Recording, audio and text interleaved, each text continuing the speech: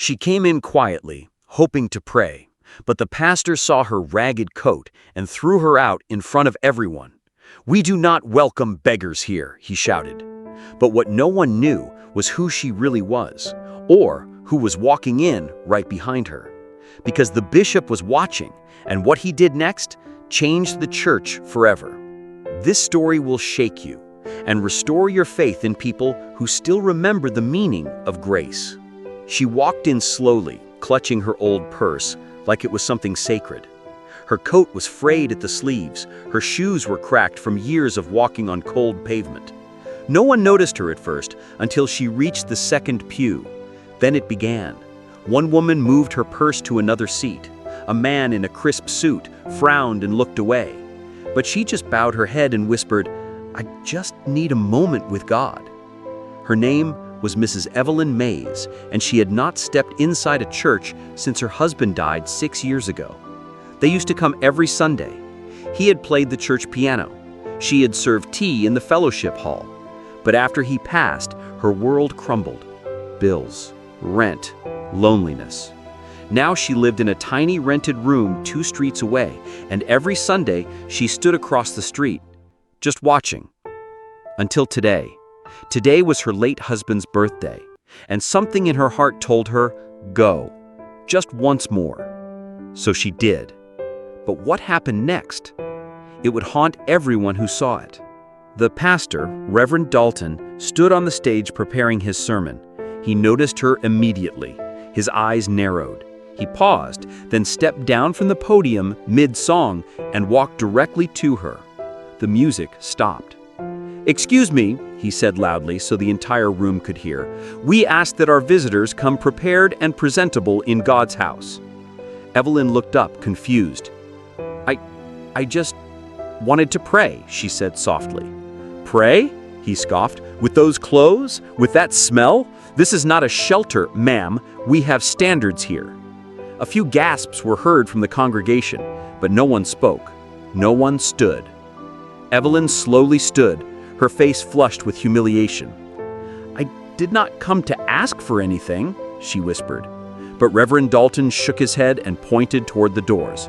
"You may come back when you remember how to show God respect." And just like that, he kicked her out. Evelyn turned slowly, each step heavier than the last. The church doors closed behind her with a hollow sound, like judgment. Outside, the cold wind slapped her face. She sat on the stone steps, her husband's Bible clutched to her chest, tears falling silently. Inside the church, the pastor returned to his pulpit, adjusted his microphone, and said calmly, "Now where were we?" But what no one realized was this. A man in long robes had entered quietly during the commotion. He stood at the back, watching it all. The judgment, the cruelty, the silence of those who sat still while a grieving woman was thrown out like she did not matter. Now, as the Reverend Dalton flipped through his sermon notes like nothing happened, the man stepped forward. His steps echoed. People began to notice. One woman whispered, "Is that?" A man in the front pew straightened his tie and nudged his wife. Then the pastor looked up and froze, because the man now standing in the center aisle was not just another church visitor. He was Bishop Charles Everett, the bishop, the leader of the regional diocese, a man whose name was printed on the church's very charter, a man the Reverend had tried, unsuccessfully, for years to impress. And now he was here, and he had seen everything. Bishop Everett," Reverend Dalton stammered, quickly stepping down. "If we had known you were coming, we—" But the bishop raised one hand calmly. "No need for ceremony," he said quietly. "I came to pray, just like that woman you cast out." The room went silent. Reverend Dalton gave a nervous laugh. Well, yes, I assure you, she misunderstood the dress code." "I saw," the bishop interrupted, his voice sharper now. "I saw enough." Then slowly, he turned to face the congregation. "Let me ask you all something," he said, voice calm but filled with weight. "When did this house stop belonging to God and start belonging to the wealthy?" No one answered. When did we decide that a torn coat was a sin? When did we forget that the first followers of Christ had no riches, no titles, only open hands and open hearts? An elderly man bowed his head. A teenage girl wiped a tear from her cheek. The room felt smaller now, as if the walls themselves were ashamed. But Reverend Dalton tried one more time. "Bishop, with all due respect, we have to protect the dignity of the sanctuary. Appearances matter. That woman could have been anyone." The bishop looked at him with an expression that froze him in place. "You are right. She could have been anyone. But let me tell you who she actually is." He reached into his coat pocket and pulled out a folded piece of paper. He unfolded it slowly, gently, like it was something sacred. "This," he said, holding it up, "is a letter written by my brother before he died. He served this church for 27 years. Gasps spread across the pews. Everyone knew the bishop's late brother. He had been the heart of this church once. "This letter," he continued, "is addressed to his wife, the woman you just humiliated." Reverend Dalton's knees went weak. "She is Mrs. Evelyn Mays, my sister-in-law, and she has more right to be here than anyone in this building." Silence. The bishop's voice dropped to a whisper. "She came here to honor his memory, and you threw her out." Outside the church, Evelyn still sat on the steps, unaware of the storm unfolding behind the doors. But then she heard them open. Slowly, she turned. The bishop stepped out and walked down the stairs towards her. He knelt, despite the cold stone, and gently placed his hand on hers. "You were not invisible," he said softly. "I saw you, and I am so sorry." Evelyn's lips trembled. "I just wanted to remember him," she whispered. "I know, and now everyone else will remember too." Behind him, the doors to the church stood open. The congregation began to rise, one by one. But inside Reverend Dalton's heart, fear had taken root, because the bishop was not finished, and next he would decide what justice really looked like. Evelyn stood, her hand trembling in the bishop's. She looked up at the church she once called home, now filled with whispers, lowered heads, and one man too quiet to speak. Inside, Reverend Dalton stood frozen, eyes darting from the open doors to the bishop's silhouette. And then, the bishop stepped back into the church. But this time, he brought Evelyn with him. They walked slowly, one step at a time, and not a single person dared to stop them.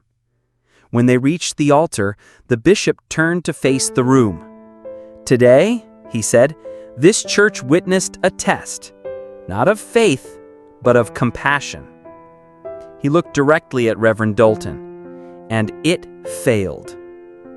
Dalton opened his mouth to speak, but no words came.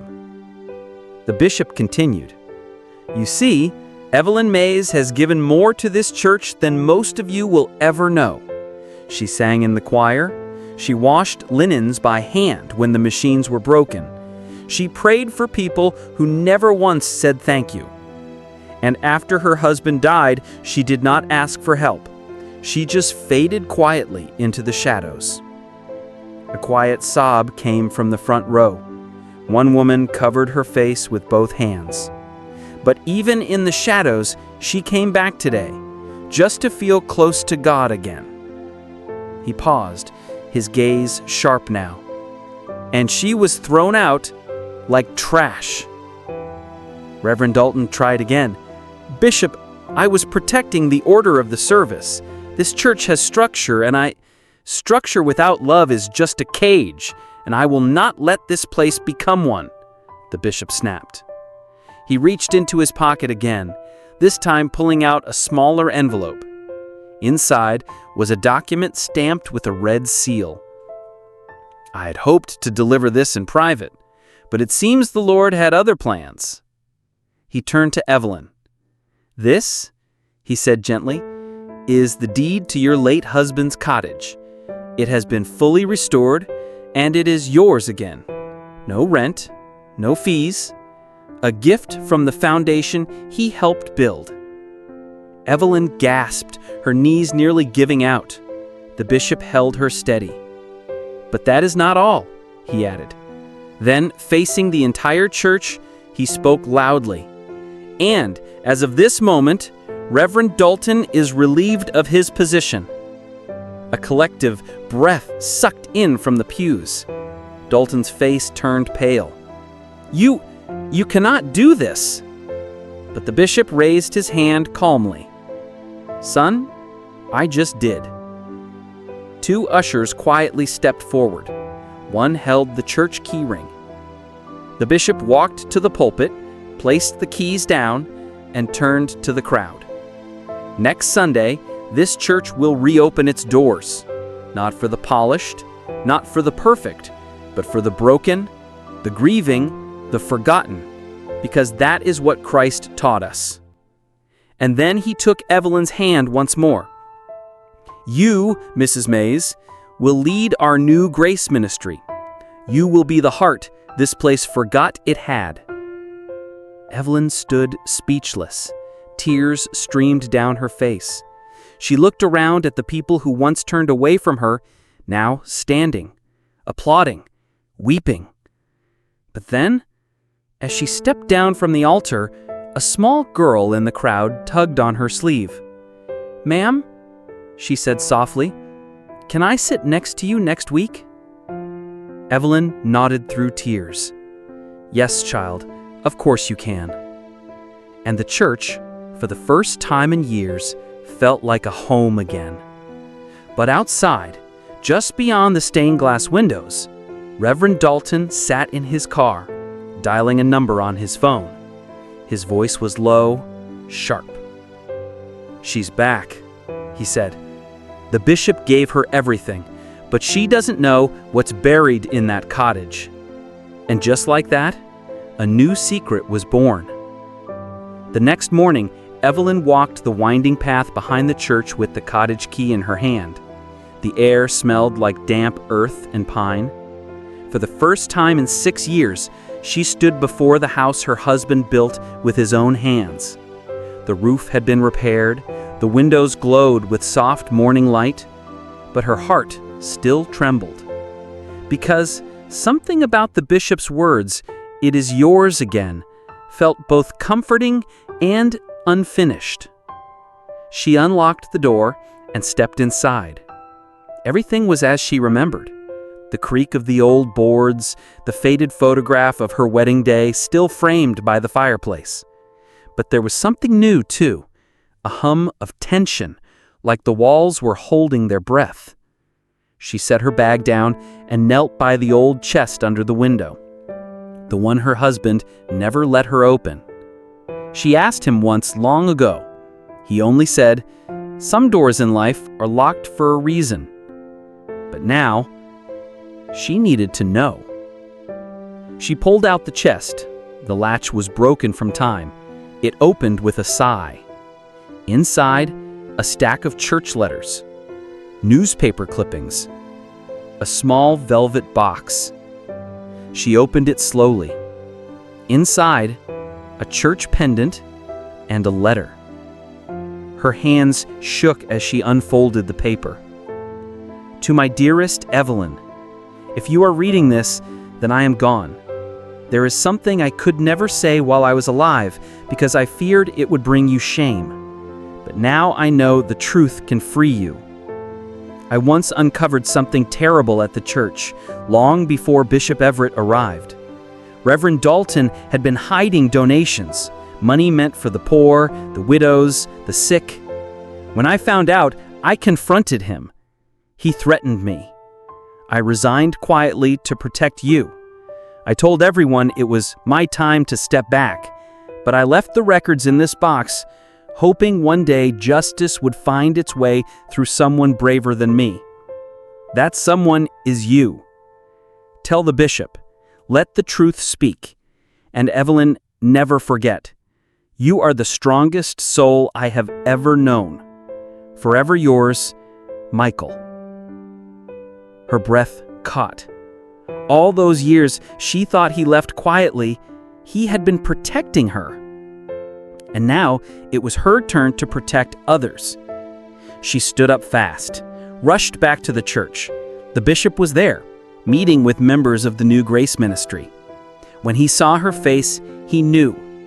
She handed him the letter, and when he finished reading, he closed his eyes slowly.